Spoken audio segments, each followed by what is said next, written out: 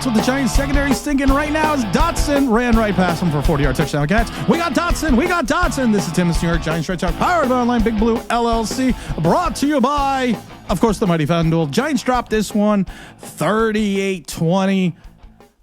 Even outside the loss, you have injury news and concerns with Cam Skattebo going down. He was actually taken to the hospital, is what the most recent information is. His leg got caught underneath him as he was tackled. When he came up, his right ankle appeared to be facing the wrong direction. Yikes. I've seen the video. I've seen the injury.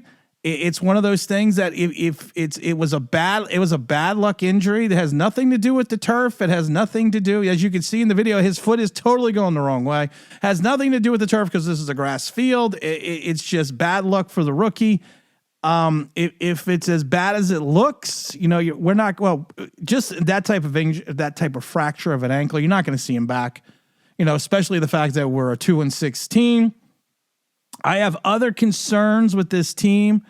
Once again, the lack of the inability to stop the rush with 33 carries for 276 yards. Saquon Barkley had tweaked his groin after he'd already ran for 14 times for 150 yards and a touchdown. Then, of course, he had that big 65-yard run. Also caught another 4 passes for 24 yards and another touchdown. It was just bad news on both sides of the ball. You could talk about how the Giants were depleted without the likes of Paulson Adebo and Holland, but honestly, had they played well at all this entire season? So it's not as if we were we were gonna miss them. We have the non-sack watch, of course, still continuing from Abdul Carter. Abdul Carter had 3 tackles today. 2 solo tackles, 3 assists, but once again, no pressures, no quarterback hits. When do we start talking about the fact that I said that there were 2 busts that I saw in this draft, and that was going to be Abdul Carter and Travis Hunter? When do we get to talk about that? But we're not going to talk about it right now. The offense looked at a sink, and we spoke about it today on the stream, and we've talked about it ad nauseum for a week, and nobody truly wants to hear it. That the Giants are running a high school / college vanilla style offense, which is predicated on Jackson Dart making plays by scrambling in the pocket. And I should say scrambling around, not in the pocket, but scrambling in and out and around the pocket. And I kept saying over and over again, this is not going to be sustainable. This is not a sustainable type offense. You can't run segments of the old Miss offense with Lane Kiffin mixed in with a little bit of razzle dazzle and this kid just running around. Because I mentioned today on the stream, you are going to run into a defensive coordinator, Vic Fangio, I'm not looking at you, who is going to figure out immediately how you limit Jackson Dart's effectiveness. You keep him in the pocket. You make him a NFL quarterback.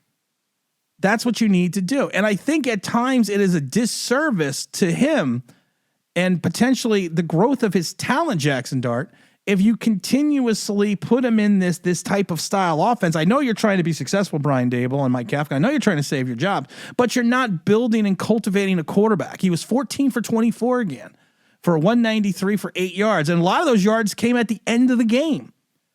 It's like we've said before, easiest way to beat the Giants is just run off tackle. They're not going to be able to stop anyone. You just continuously run off tackle. And now I love it because now what we do is we flare the tight end off tackle. And you just kind of, quarterback just rolls with the tight end. Tight end's open. You just dump it over to the tight end and then you just run it in for a touchdown. But you literally, you may stifle this kid's growth by not allowing him to be an NFL quarterback. Because like I said, now the blueprint's out. And I worried about this, and I worried that there was going to be a come to Jesus game, especially with the Giants and Jackson Dart, where a defensive coordinator is going to do what I have been saying doing. You don't need to collapse the pocket. What you need to do is just contain him in the pocket. Don't let him go left to right. Because if you watch, he has an issue, Jackson Dart, stepping up into his throws, which is why you have seen at times defenses have left, especially the Eagles, have left the middle of the pocket open And Jackson Dart is not taking advantage of that. So what you need to do is you don't need to put a spy on him because, like I said, he's not a running quarterback. He is a scrambling quarterback. There is a huge difference. But what you need to do is just contain him. Just contain him in the pocket. Do not allow him to get out. Do not let him go side to side. Make him go north and south instead of east and west. Make him step up in the pocket or go backwards. Because when you are predicating your offense on a college-style offense, a high school-style offense, and you run into a real coordinator, this is what's going to happen. I'm sorry. This is just what's going to happen. And now the 49ers are salivating because they're like, okay, we see the game plan now. Very simple. Limit his ability to scramble, contain him in the pocket. I said it on the stream. To me, he reminds me of Chad Pennington, who can scramble. Chad Pennington, good, accurate quarterback. And I don't know about Jackson Dart's accuracy yet, but you have a good, Chad was a very accurate quarterback, but he was immobile. But he also had what I refer to as a noodle arm. I'm not saying that Jackson Dart has a noodle arm, but again, your largest pass was 34 yards today. And the other one, the Singletary, the 28-yard one. Come on, let's kind of be honest about these throws. We've said it before. Going into this game, he was 2 for 14 from when the ball traveled in the air over 20 yards. He was 2 for 14 on his deep balls because of the fact that he is extremely inconsistent going back to Ole Miss, going back to USC, in reference to his ability to drive the ball down the field. I've said it before, and still bugging his throwing motion is still bugging the shit out of me. And I said it during the combine. He looks like a guy throwing a javelin. And the problem is with that is he doesn't have the arm strength of a Josh Allen who could flick it with a wrist and throw it 50 yards. No, this kid's got to torque up. And I understand you're trying to play to his strengths, but to his strengths, you are not developing him as an NFL quarterback. And we're going to talk about this on Monday's stream. We're going to talk about the underdevelopment of Dart. And that's what we're going to call it. I'm going to type this in right now. People are going to hate it, but I don't give a fuck. I'm going to text it to myself. The underdevelopment of Jackson Dart. For those that do not know, we also gave Jackson Dart a new nickname.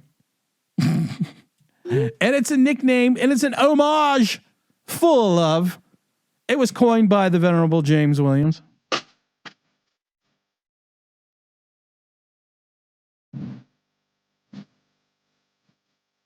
Jackson Dart is now Jackie Moon Dart. There you go. Love me sexy, baby. He's got the aura. He's got the swag. But does he have the arm? Lord only knows. James Williams came up with that. I love it because he even said, he's tall, he's got the blonde hair, curly hair, he's got the puka shells, he's got the aura, but we don't know if he has the talent yet. So he coined him Jackie Moon, and I refer to him as Jackie Moon Dart. So. And listen, for all the idiots out there, they're like, you're just picking on the kid. He's only a rookie. Yeah, I understand that. But you benched your veteran to play the rookie. So your job outside of now to win games, because you're 2-6, is to develop your rookie. And right now, what I'm seeing with the Giants, you are not developing him because technically you take away the sacks. He only threw for 178 on 14 of 24. You have to understand, you have to build him as a quarterback. This Harry high school shit has to stop. That's all I'm going to say. That's all, like Forrest Gump, that's all I'm going to say about that. Can we just find a linebacker? And can we find a linebacker and can we cut Dane Belton and Tyler Nubin now? Can we just cut these two now and just call it a day and try to find some new safeties? Maybe we can get Xavier McKinney from the Packers. I hear he's available. People are going to talk about the Brian Burns sack, but the Brian Burns sack wasn't a sack. Actually, Jalen Hurts ran into Brian Burns after he scrambled around for like 47 minutes. Again, like I said, it was a putrid run defense. It was a putrid pass defense. You did. I mean, Jalen Hurts 15 for 20 for 179 and 4 touchdowns. You had two to Dallas Goedert, of course. You had Dotson, and you had one to Saquon Barkley. It's a rebuild within a rebuild. Guys that I would get, at least Graham Gano is back. On the bright side, Graham Gano, 2 for 2, his longest yards, 47 yards, and he's got the extra point.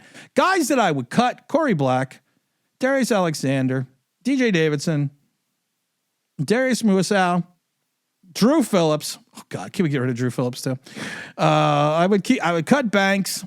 I'd cut the Nacho Man just to give him his breathing room, and I would cut Newbin and Belton. When your safeties once again are leading your team in tackles outside of Bobby Okereke, you mean that you know you got a lot of people in that second level. Oh dear Lord, thank God for "Love Me Sexy" because that song just makes you want. This song, man, we were grooving out to that song today during the stream. Is there hope against the 49ers? I don't know. I keep looking at the schedule saying, okay, we're probably going to lose to the 49ers at home. There's a lot going on right now. I mean, everyone just needs to be fucking fired. I mean, really, honestly, let's just be serious. Everyone just needs to be fired. And I'm not going to, I was going to say something, but I'm not going to say something because it's just the fact that, again,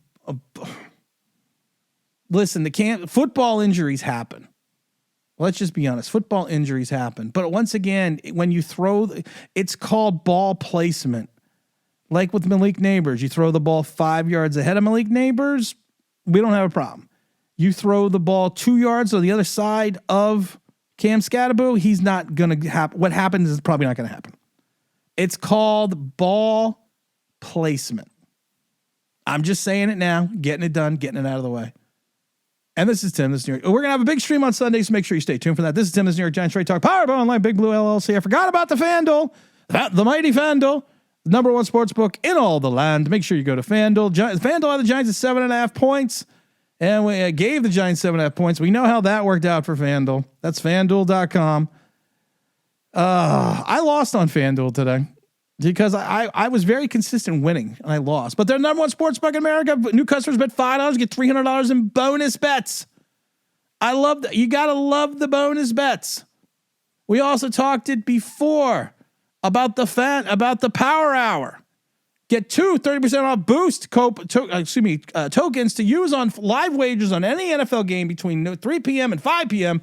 taking place on October 26th through 2025. Just log in for details. I've already logged in. I've already taken advantage about it. You should too. Again, this is Tim's New York Giants Trade Talk, powered by Online Big Blue LLC, and I'm out of here.